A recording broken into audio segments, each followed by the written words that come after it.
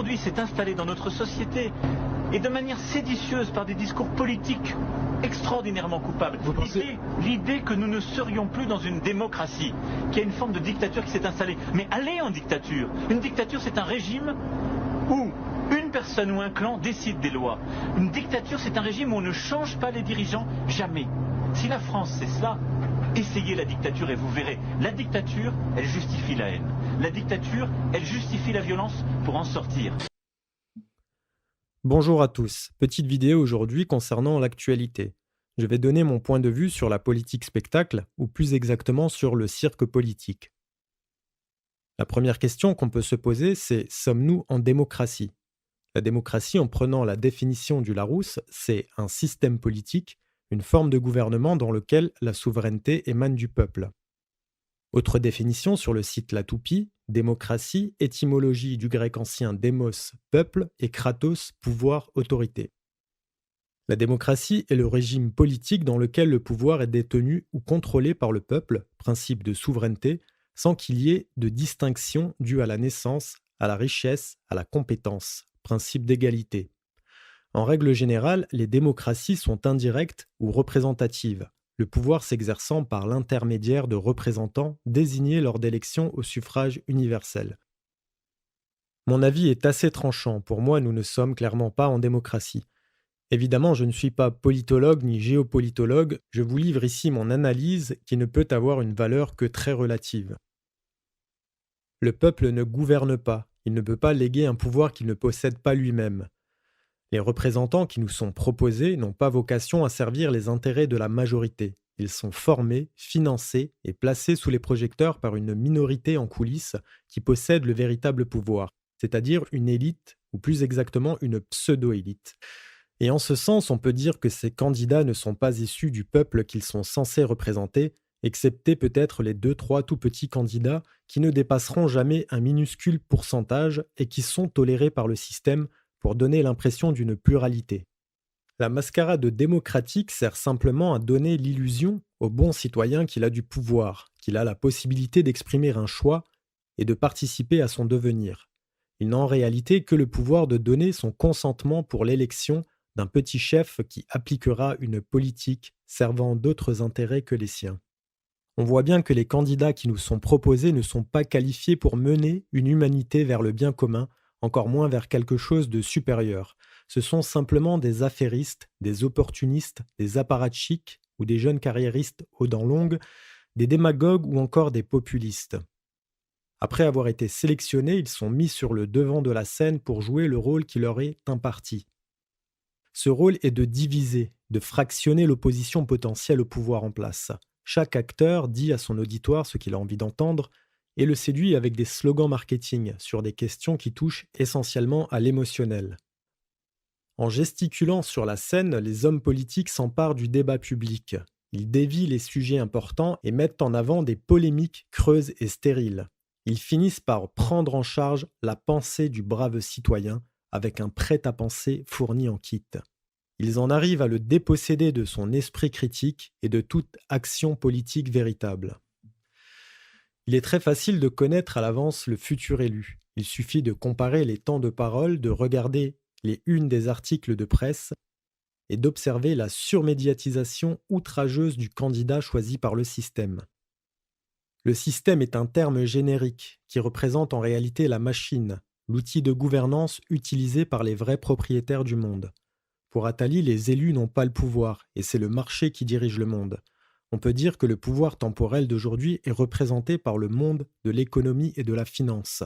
C'est tout simplement le marché, c'est-à-dire ce qu'on appelle les 1% les plus riches, l'hyperclasse mondialisée qui n'a ni religion ni nationalité. Dans ces groupes, on retrouve les grandes familles régnantes depuis plusieurs générations. On peut penser aux familles royales contemporaines. On retrouve les grandes banques d'affaires et tenants de places financières, Goldman Sachs, JP Morgan et d'autres, les dirigeants des multinationales et des grandes industries, pharmaceutiques, pétrolières.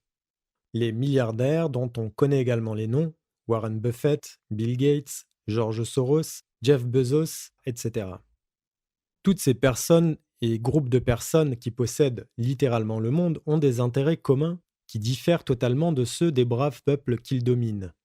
Pour garder leurs acquis, leurs privilèges illégitimes et les sécuriser, ils adoptent des stratégies. Et le problème, c'est qu'ils ont plutôt les moyens de leurs ambitions.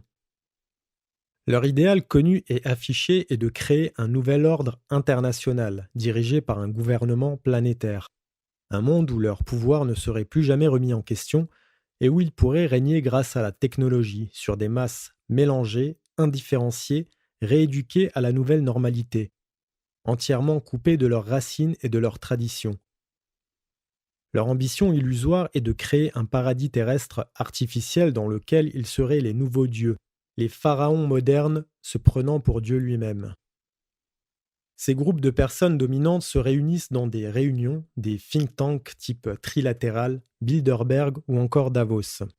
C'est là qu'ils pérennisent leur idéologie élitiste parodique et qu'ils organisent le monde en donnant les directives et grandes orientations aux différentes marionnettes qu'ils auront mises en place dans les différents États en finançant leur formation, puis leur campagne et en les vendant au public via les médias qu'ils possèdent.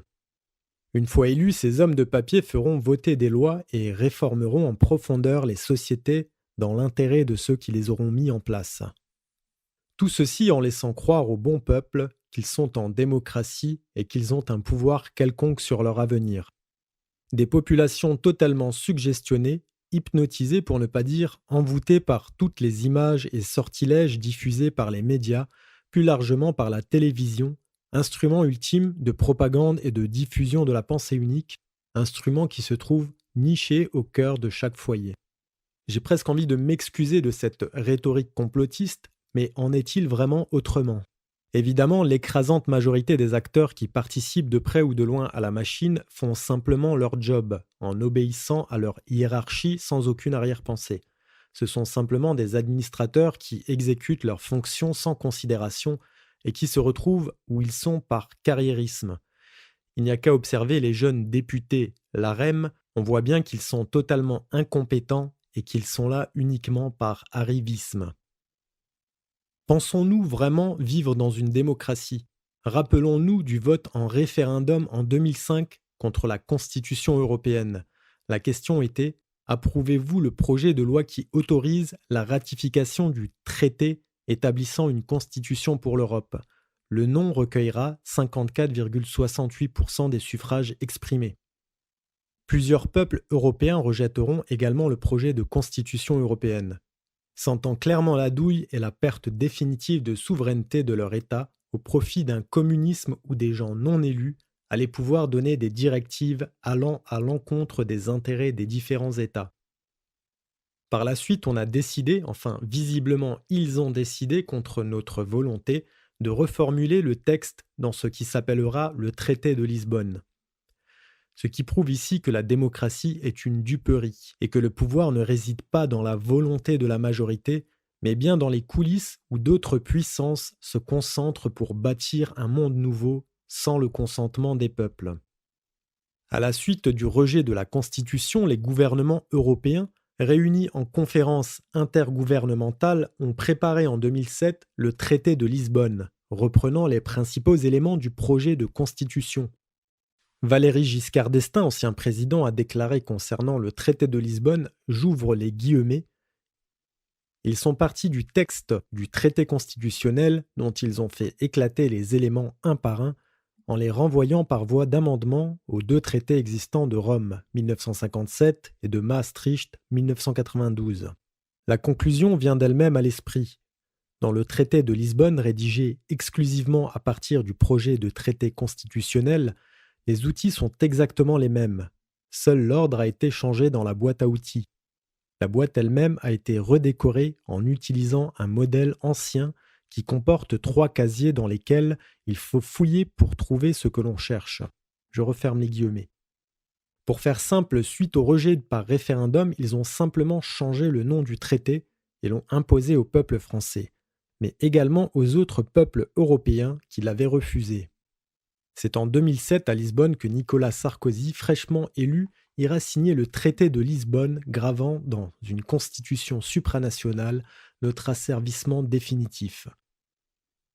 L'Union européenne est une sorte de succursale de la pseudo-élite aux commandes. C'est une forme de communisme où les dirigeants non élus imposent au peuple les grandes orientations pour la politique économique qui sont en fait des directives que les États auront à suivre. L'Union européenne est en quelque sorte une maquette de la gouvernance mondiale. Voici la déclaration on ne peut plus explicite de José Barroso, ancien président de la Commission européenne, sur ce qu'est réellement l'ouvrage de l'Union européenne. J'ouvre les guillemets. Les nations souveraines du passé ne peuvent plus résoudre les problèmes du présent. Et la communauté elle-même n'est qu'une étape vers le monde organisé du futur. Cette vision fédéraliste et cosmopolitaine est l'une des plus importantes contributions que vous pouvez apporter à un ordre global en cours de réalisation. Je referme les guillemets. Que dire de plus ? M. Barroso rejoindra après la présidence européenne la Goldman Sachs, juste après son mandat. On ne sait d'ailleurs pas trop s'il a continué avec la banque d'affaires après le scandale provoqué par cette annonce. Il est aujourd'hui président du conseil d'administration de Gavi. Je vous laisse consulter ce qu'est Gavi. Après ces quelques éléments, il apparaît définitivement, pour ma part en tout cas, que nous ne sommes pas en démocratie. Et même si nous l'étions, on ne s'en porterait pas forcément beaucoup mieux. Pour la bonne et simple raison que la démocratie en elle-même, même si elle était appliquée, n'en serait pas moins la gouvernance du plus grand nombre, c'est-à-dire de la masse, de l'ignorance, et que de tout temps c'est une élite, c'est-à-dire la qualité, un petit nombre qualifié avec des connaissances qui a conduit les populations. Dans toute société, une élite qualitative a dirigé une masse quantitative, sauf que les élites au sens traditionnel étaient, pour prendre l'exemple de l'Inde qui a fait des castes une science, des brahmanes, avec une réelle qualification, avec des devoirs et non des privilèges. Dans une société traditionnelle, c'est l'autorité spirituelle qui dirige le pouvoir temporel, et nous sommes aujourd'hui en cette période de fin de Kali Yuga où tout est inversé, dirigé par le bas, par la caste des marchands, pour ne pas dire désormais par les hors-castes, c'est-à-dire les parias, qui ont usurpé ou singé la caste des brahmanes. Ces pseudo-élites sont aujourd'hui ces personnes qui ont des capacités financières illimitées et donc le pouvoir de leurs ambitions. Et leur idéologie n'est pas de guider les êtres vers le salut ou la délivrance, mais ce serait plutôt l'inverse. Voici la définition d'une élite pour René Guénon, résumée par Jean-Marc Vivenza. Élite. Pour Guénon, la véritable élite est intellectuelle, car elle seule possède la connaissance théorique, qui lui confère sa qualification particulière. Par définition peu nombreuse, l'élite détient son pouvoir de sa supériorité théorique et cognitive, pouvoir qui n'est absolument pas proportionné au nombre, mais qui est relatif au degré d'élévation spirituelle des membres qui constituent la dite élite. Négation radicale de l'idée démocratique, comme le dit Guénon, l'élite est fondée sur une conception purement aristocratique du pouvoir. En effet, la démocratie étant directement dépendante d'une conception fondée sur l'égalitarisme qui conduit inévitablement à un rejet de toute hiérarchie traditionnelle, elle ne considère comme unique critère de référence que la pure quantité, la majorité numérique du plus grand nombre primant sur la connaissance. N'intervenant pas en tant que telle dans le monde temporel, ni ne se mêlant de l'action extérieure, elle exerce cependant une forte, profonde et déterminante influence sur le cours des événements, dirigeant invisiblement les forces mondaines. Son pouvoir est à ce titre d'autant plus fort et réel qu'il est non visible, insaisissable au vulgaire, comme l'écrit René Guénon. La puissance de l'élite qui lui vient de son contact intime avec le principe est en réalité la force même de la vérité. Sa responsabilité est tout particulièrement engagée en cette fin de cycle où, devant être un guide selon ce que lui ordonne sa fonction, l'élite doit tout particulièrement veiller au degré de réalisation intérieure de ses membres, unique manière non seulement de ne pas sombrer dans les pièges multiples et séductions des puissances infernales déployées et libérées en cette fin des temps, mais surtout de ne pas devenir un guide aveugle précipitant à sa suite l'ensemble de l'humanité vers l'erreur et l'obscurité. Je referme les guillemets. Il n'y a pas aujourd'hui un seul pays, un seul dirigeant apparent dans le monde qui ne fasse pas partie du jeu. Le monde moderne a depuis longtemps envahi les quatre coins du monde avec sa mentalité et son ambiance. Toutes les mentalités sont tournées vers le progrès, vers l'économie et coupées de leurs traditions originelles. Il n'y a plus un seul endroit où l'on puisse trouver un redressement possible, excepté en soi-même. Nous assistons à la fin d'un monde. Il n'y a que soi-même à sauver, en se reliant à ce qu'il y a de supérieur en nous-mêmes. Voici un extrait du chapitre La fin d'un monde de René Guénon dans Le règne de la quantité et les signes des temps, à propos de cette pseudo-élite, du rôle qu'elle croit jouer et du rôle qu'elle joue en réalité dans l'ordre cosmique. J'ouvre les guillemets. Dans quelle mesure ceux mêmes qui représentent le plus complètement la contre-initiation sont-ils effectivement conscients du rôle qu'ils jouent? Et dans quelle mesure ne sont-ils au contraire que des instruments d'une volonté qui les dépasse et qu'ils ignorent d'ailleurs par là même tout en lui étant inévitablement subordonnés?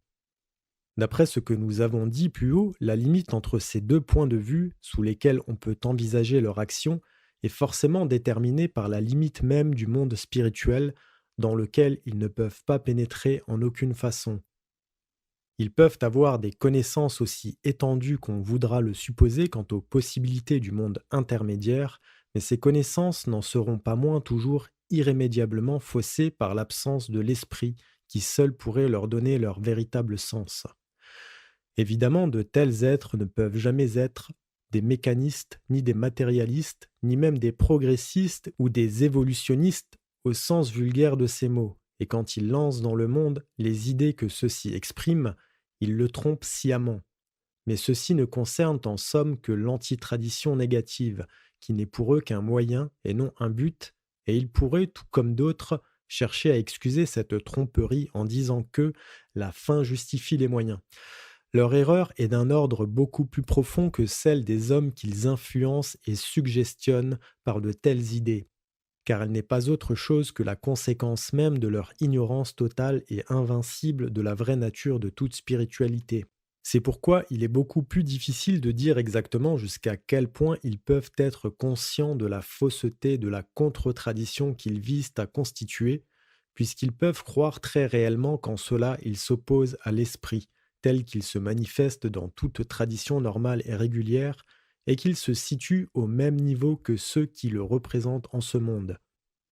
Et en ce sens, l'Antéchrist sera assurément le plus illusionné de tous.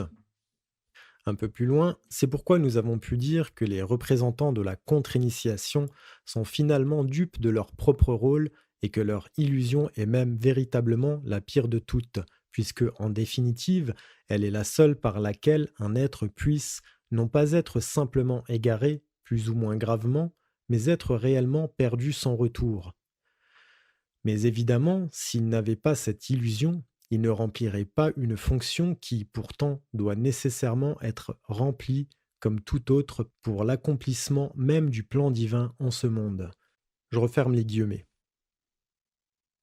Cette pseudo-élite contre-initiatique cherche à remplacer Dieu en inversant les données, en suggestionnant le monde moderne, mais elle est elle-même dupe de son rôle car elle joue en réalité le rôle divin de la dissolution de fin de cycle. Pour en revenir à la démocratie, voici un autre passage de René Guénon dans La crise du monde moderne. J'ouvre les guillemets. Si l'on définit la démocratie comme le gouvernement du peuple par lui-même, c'est là une véritable impossibilité, une chose qui ne peut pas même avoir une simple existence de fait, pas plus à notre époque qu'à n'importe quelle autre. Il ne faut pas se laisser duper par les mots, et il est contradictoire d'admettre que les mêmes hommes puissent être à la fois gouvernants et gouvernés, parce que pour employer le langage aristotélicien, un même être ne peut pas être en acte et en puissance en même temps et sous le même rapport. Il y a là une relation qui suppose nécessairement deux termes en présence. Il ne pourrait y avoir de gouvernés s'il n'y avait aussi des gouvernants, fussent-ils illégitimes et sans autre droit au pouvoir que celui qu'ils se sont attribués eux-mêmes.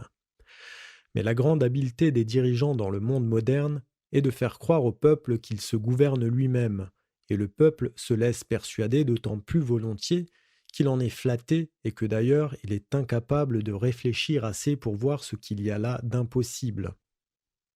C'est pour créer cette illusion qu'on a inventé le suffrage universel. C'est l'opinion de la majorité qui est supposée faire la loi. Mais ce dont on ne s'aperçoit pas, c'est que l'opinion est quelque chose que l'on peut très facilement diriger et modifier. On peut toujours, à l'aide de suggestions appropriées, y provoquer des courants allant dans tel ou tel sens déterminé. Nous ne savons plus qui a parlé de fabriquer l'opinion, et cette expression est tout à fait juste, bien qu'il faille dire d'ailleurs que ce ne sont pas toujours les dirigeants apparents qui ont en réalité à leur disposition les moyens nécessaires pour obtenir ce résultat. Cette dernière remarque donne sans doute la raison pour laquelle l'incompétence des politiciens les plus en vue semble n'avoir qu'une importance très relative. Mais comme il ne s'agit pas ici de démonter les rouages de ce qu'on pourrait appeler la machine à gouverner, nous bornerons à signaler que cette incompétence même offre l'avantage d'entretenir l'illusion dont nous venons de parler. C'est seulement dans ces conditions, en effet, que les politiciens en question peuvent apparaître comme l'émanation de la majorité, étant ainsi à son image, car la majorité, sur n'importe quel sujet qu'elle soit appelée à donner son avis, est toujours constituée par les incompétents, dont le nombre est incomparablement plus grand que celui des hommes qui sont capables de se prononcer en parfaite connaissance de cause. Un peu plus loin, l'avis de la majorité ne peut être que l'expression de l'incompétence, que celle-ci résulte d'ailleurs du manque d'intelligence ou de l'ignorance pure et simple. On pourrait faire intervenir à ce propos certaines observations de psychologie collective et rappeler notamment ce fait assez connu que dans une foule, l'ensemble des réactions mentales qui se produisent entre les individus composants aboutit à la formation d'une sorte de résultante qui est, non pas même au niveau de la moyenne, mais à celui des éléments les plus inférieurs. Un peu plus loin, cela dit, il nous faut encore insister sur une conséquence immédiate de l'idée démocratique, qui est la négation de l'élite entendue dans la seule acceptation légitime. Ce n'est pas pour rien que démocratie s'oppose à aristocratie, ce dernier mot désignant précisément, du moins lorsqu'il est pris dans son sens étymologique, le pouvoir de l'élite. Celle-ci, par définition, en quelque sorte, ne peut être que le petit nombre, et son pouvoir, son autorité plutôt, qui ne vient que de sa supériorité intellectuelle, n'a rien de commun avec la force numérique sur laquelle repose la démocratie, dont le caractère essentiel est de sacrifier la minorité à la majorité, et aussi par là même, comme nous le disions plus haut, la qualité à la quantité, donc l'élite à la masse. Ainsi, le rôle directeur d'une véritable élite et son existence même, car elle joue forcément ce rôle dès lors qu'elle existe, sont radicalement incompatibles avec la démocratie, qui est intimement liée à la conception égalitaire, c'est-à-dire à la négation de toute hiérarchie. Le fond même de l'idée démocratique, c'est qu'un individu quelconque en vaut un autre, parce qu'ils sont égaux numériquement, et bien qu'ils ne puissent jamais l'être que numériquement. Une élite véritable, nous l'avons déjà dit, ne peut être qu'intellectuelle. C'est pourquoi la démocratie ne peut s'instaurer que là où la pure intellectualité n'existe plus, ce qui est effectivement le cas du monde moderne. Seulement, comme l'égalité est impossible en fait, et comme on ne peut supprimer pratiquement toute différence entre les hommes, en dépit de tous les efforts de nivellement, on en arrive par un curieux illogisme à inventer de fausses élites, d'ailleurs multiples, qui prétendent se substituer à la seule élite réelle. Et ces fausses élites sont basées sur la considération de supériorité quelconque, éminemment relative et contingente, et toujours d'ordre purement matériel. On peut s'en apercevoir aisément en remarquant que la distinction sociale qui compte le plus dans le présent état de choses est celle qui se fonde sur la fortune, c'est-à-dire sur une supériorité tout extérieure et d'ordre exclusivement quantitatif, la seule en somme qui soit conciliable avec la démocratie, parce qu'elle procède du même point de vue. Je ferme les guillemets.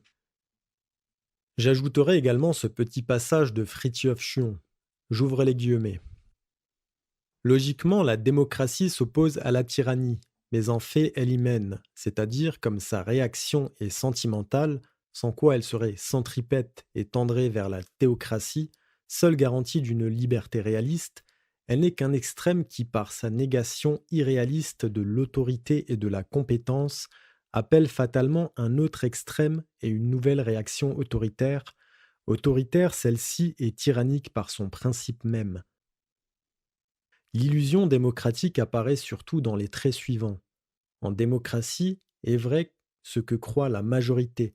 C'est elle qui crée pratiquement la vérité. La démocratie elle-même n'est vraie que dans la mesure où, et aussi longtemps que la majorité y croit, elle porte donc en son sein les germes de son suicide. L'autorité qu'on est bien obligé de tolérer sous peine d'anarchie vit à la merci des électeurs, d'où l'impossibilité de gouverner réellement. L'idéal de liberté fait du gouvernement un prisonnier qui doit suivre constamment les pressions des divers groupes d'intérêts. Les campagnes électorales elles-mêmes prouvent que les aspirants à l'autorité doivent duper les électeurs et les moyens de cette duperie sont si grossiers et stupides et constituent un tel avilissement du peuple que cela devrait suffire pour réduire à néant le mythe de la démocratie moderne. Ce n'est pas à dire qu'aucun genre de démocratie ne soit possible, mais alors il s'agit d'abord de collectivités restreintes, nomades surtout, et ensuite d'une démocratie intérieurement aristocratique et théocratique, non plus d'un égalitarisme laïque imposé à de grands peuples sédentaires. Je ferme les guillemets. Vous l'aurez compris, je pense, je ne vote pas. Je n'ai jamais voté et je n'ai même jamais eu de carte d'électeur. Plus jeune, je ne me sentais pas du tout concerné par ce cirque et en prenant de l'âge, rien ne m'a jamais fait regretter mon abstention, bien au contraire. Élection après élection, mon constat de la mascarade n'a fait que solidifier ma volonté de ne pas participer à leur jeu, de ne pas cautionner, de ne pas donner mon consentement au cirque politique et aux décisions qui seront prises en mon nom. L'abstention est l'action de ne pas faire augmenter le taux de participation et surtout de ne pas consentir à ce qui ne mérite pas de l'être. La plupart des hommes rêvent de changer la société, de changer le monde, mais ne font aucun effort pour se changer eux-mêmes.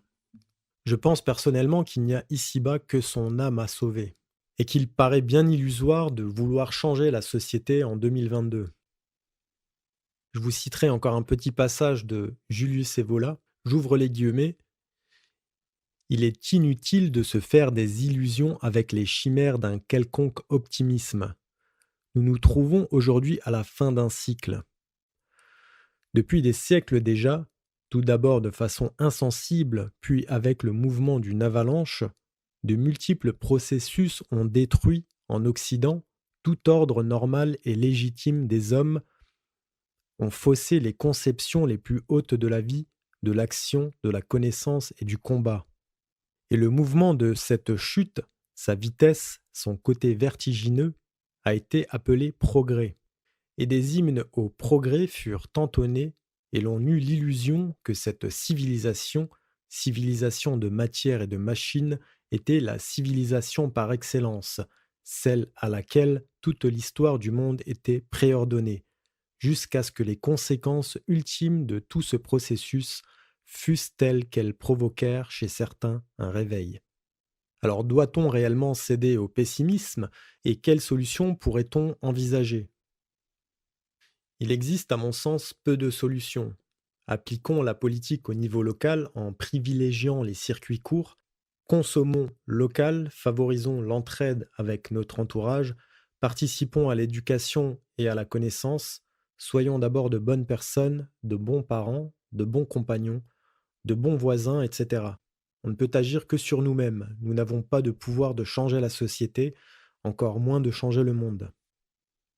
Je vais lire maintenant un dernier passage de René Guénon qui cite Confucius concernant l'établissement de l'ordre. J'ouvre les guillemets. Les anciens princes, pour faire briller les vertus naturelles dans le cœur de tous les hommes, s'appliquaient auparavant à bien gouverner chacun sa principauté. Pour bien gouverner leur principauté, ils mettaient auparavant le bon ordre dans leur famille. Pour mettre le bon ordre dans leur famille, ils travaillaient auparavant à se perfectionner eux-mêmes. Pour se perfectionner eux-mêmes, ils réglaient auparavant les mouvements de leur cœur. Pour régler les mouvements de leur cœur, ils rendaient auparavant leur volonté parfaite. Pour rendre leur volonté parfaite, ils développaient leur connaissance le plus possible. On développe ses connaissances en scrutant la nature des choses. La nature des choses, une fois scrutée, les connaissances atteignent leur plus haut degré. Les connaissances étant arrivées à leur plus haut degré, la volonté devient parfaite. La volonté étant parfaite, les mouvements du cœur sont réglés. Les mouvements du cœur étant réglés, tout l'homme est exempt de défauts. Après s'être corrigé soi-même, on établit l'ordre dans sa famille. L'ordre régnant dans la famille, la principauté est bien gouvernée. La principauté étant bien gouvernée, bientôt tout l'empire jouit de la paix. On devra reconnaître qu'il y a là une conception du rôle du souverain qui diffère singulièrement de l'idée qu'on peut s'en faire dans l'Occident moderne et qui le rend d'ailleurs autrement difficile à remplir, mais lui donne aussi une toute autre portée. Et l'on remarquera particulièrement que la connaissance est expressément indiquée comme la condition première de l'établissement de l'ordre, même dans le domaine temporel. Fin de citation. Je terminerai avec un petit pronostic assez évident pour moi pour les présidentielles en cours, en donnant la grande prostituée de la haute finance gagnante, réélue au second tour dans la traditionnelle union sacrée contre la haine. Je vous remercie infiniment de m'avoir écouté. N'hésitez pas à commenter également, à donner votre point de vue et surtout, bien évidemment, n'oubliez pas d'aller voter.